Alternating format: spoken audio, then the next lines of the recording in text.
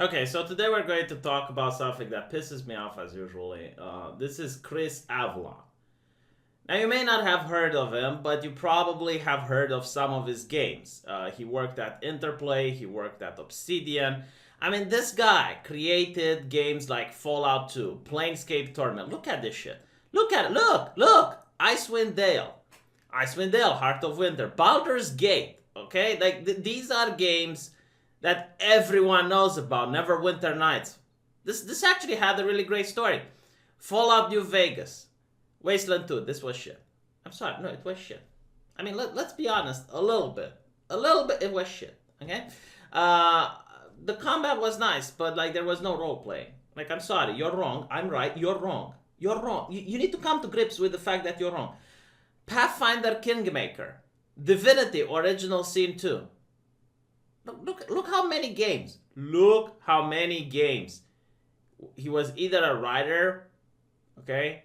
He was either a senior engineer, senior designer. Look how much he contributed to your childhood, and even like the recent years. All right, and he was also scheduled to work on 2 other games, which I doubt that's going to be the case now, because guess what? He got Me Too'd.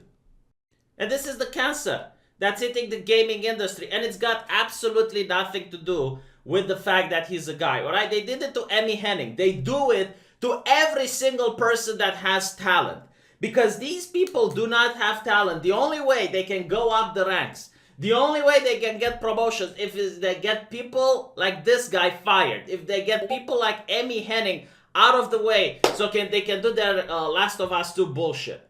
This is why I'm really passionate about this, because gaming for me was more than a hobby. You know, I grew up with both of my parents working extra hours, coming back home at night. Like, gaming was the only thing that made me happy when I grew up. So I really care, and I'm passionate about this. Like, you'll notice on forums, when you go around and you talk about Star Wars or you talk about video games, it's usually the old people that are more emotional about it, while the newer generation of social justice activists, they don't care. They're like, why do you get so emotional about it, brah? Yeah, because they don't care about this. They're not emotionally invested. They don't have any passion to do with this. Which is why it's people like myself that are passionate, that are raising their voice, that are a little bit angry when they see a guy with such a big repertoire getting sacked over accusations. Like, let me get it clear, all right? There wasn't a trial. He doesn't have a lawyer. There are no evidence being presented. There are no 2 sides. He cannot defend himself. He is just kicked out of the industry because of some shit accusations, and there is nothing he can do about it. And this is what it pisses me off about this the most, by the way, that I still see people in gaming forums arguing against someone complaining whenever a trailer comes out, and the first thing it shows is like 2 lesbians kissing. And people are saying, oh God, not again, not more of this diversity bullshit. And it's like, oh, why don't you like the game? Because it has lesbians. No, you moron. That's not it. That's not it. I don't care if a game has lesbians in it, but when the first thing you show in a trailer, instead of talking about the story, instead of talking about the characters, instead of showing gameplay, you're literally going with that as your best foot forward, it means the game is shit. It means the company is run by some of the most utter bigots on the face of the earth. People that are incredibly talentless, people that cannot create anything other than ruin other people. The only way they get into positions of power is by ruining others. They step on a pile of fucking corpses in order to get into that position of power, so that then they can lecture you and shove their politics down their throat until someone else more radical than them gets them down a peg. That's how the industry works nowadays. It's not about how good you are, it's not about how skilled you are, it's not about what you can do, it's how effective you are at fucking other people. And you only get into a position of power until someone more radical than you gets to fuck with you. You know, if you're a guy, if you're a woman like Emmy Henning, it's all until a soy-infested guy fucks with you and takes your place. And it's only a matter of time until a rainbow-haired woman with the pink unicorn haircut is going to fuck with that guy to get in his place. And then it's only a matter of time until a transgender is going to fuck with the pink hairbow rainbow unicorn and get in her place. That's what corporations are nowadays. That's literally it. There is no more quality control. No one cares about how good a game is. No one gives a crap about storytelling or interesting characters or making sure that people enjoy the product. Like, there used to be studies to see how people enjoy the product. Not anymore. Now there's studies how you can get Rotten Tomatoes to shill your game or to change the algorithm in order to make your movie look better. Sorry, I meant Metacritic. You know, that's... The thing that I hate the most is that it is so out in the open. Like, literally everyone can see it. Everyone knows what's going on, but they don't care about you. They really don't. Like, your opinion doesn't matter. Your opinion doesn't matter. Like, the only people that matter are the game journalists. And it's not even the game journalists, okay? It's just a couple of publications that are based in California, and those are the only ones that matter. Everyone else can go fuck themselves as long as you pay them cash for their next product. And get excited about their next trailer.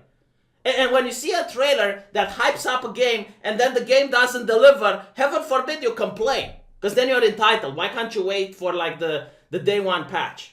This is the gaming community nowadays. This is the gaming community.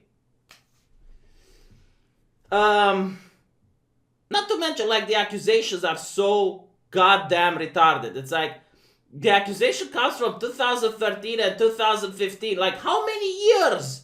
How many years does it take to talk about something? Like, you know, like in actual law, where we have justice and fairness and all of that, there is a thing called statute of limitation, and there is a reason for this. It's like, if I accuse someone of a crime that happened when my grandma was in diapers, how is the person supposed to gather evidence and talk about it? Like, maybe if you'd have accused him the next day, he would have had like friends and witnesses that would say, well, hold on a little bit. Like, the day you accused him, he was actually with us.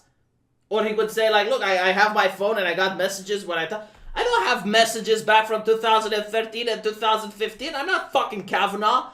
Like, I think like Kavanaugh was the worst nightmare of these people. Like, that guy was such an artist that he actually had calendars going back like decades in the past. And it was so surreal that the Democrats were asking him things like, oh, you said that on Thursday, in the year of the Lord, 1975, you went for a beer. But in the calendar, it says that, no, this wasn't on Tuesday. This happened on Wednesday. Why don't you remember what you did in 9075? It's like, no, this is reality. This is like, it's a game of pretend. Like, everyone has to pretend that this is normal, that this is just, that this is how things are going.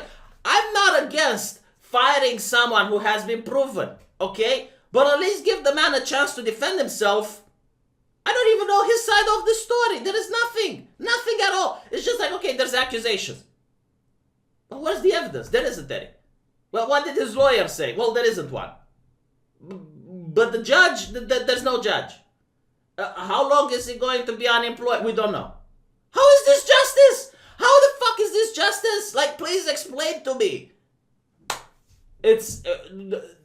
my God, you don't know, like, seriously. And the accusation is like, some woman claims, well, he got me drunk and then took me to a hotel. How does this happen? How can someone get you drunk? Why is it that I have immunity from someone else getting me drunk? Like, I understand if someone puts a pill in my drink, okay? Like, I get that. No, seriously, if that's the case, fine. But how can someone get me drunk? Like, they give me a glass of something, okay? I drink it. They pour more, I drink that too, and I start getting tipsy. And when they want to pull the third, I, as a normal, mature human being, would put my hand, I know you can do this, like, you should try it. You put your hand over the glass and say, no, thank you, I had enough.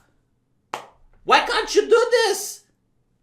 What do I have that you don't? Are we not both human beings? Why am I different than you? Why can't I actually make sure that people don't get me drunk? What do I have? I will give it to you. Just tell me. You know what? Come to my Skype calls or Discord or whatever, and I will teach you how to behave in a normal society so other people don't take advantage of you in the future. My God, no, seriously, like, I really don't understand. It's like, he got me drunk. What the fuck does that mean? How can someone get you drunk? How? Not to mention, it's like, unless you are actually passed out, with drool coming out from your mouth and you literally, you know, like that, then I would understand. Yeah, like, okay, no, that is fucked up. But as long as you're speaking and you're still able to move around, you can choose not to go to his hotel. I mean, are we going to apply the same logic? Like, no, seriously, like, you're basically saying that you have no control over what happens, okay? What if you get in a car and hit someone? Can you use the same excuse? Well, I was drunk, I had no control. It's, how long is this shit going to last, though? Like, how long is this shit going to last? Like, again, if you prove that someone, in a court of law, someone actually porked someone, then yeah, okay, no, like, fair enough. You know, like, that person should go up to prison. I wouldn't want that person fired. He's a danger to society. My daughter could be in his presence. Like, no. I don't want rapists to be fired. I want them to be imprisoned. I would pay taxpayer money so that they are behind bars. And so that other inmates do what needs to be done towards those people. I fully agree. But that's not what we're talking about. We're talking about, like, some person said, oh yeah, well, how many gay developers had to die? Like, there's already Zoe Quinn with a KDA ratio. How many have to end up committing seppuku before you realize, okay, maybe this is a bad tactic? I'm sorry, it's like, oh, but V, you don't believe? No, I don't believe. I literally do not believe. Do I know this person? Am I buddies with her? Do we serve in the military together so I can build some trust relation? She's a stranger. Why would I believe? I don't believe anything. I believe jack shit. Especially when you come with accusations from 2015. 2015! 5 years ago. Like, for 5 years you kept it a secret and now is the time you decided to speak out?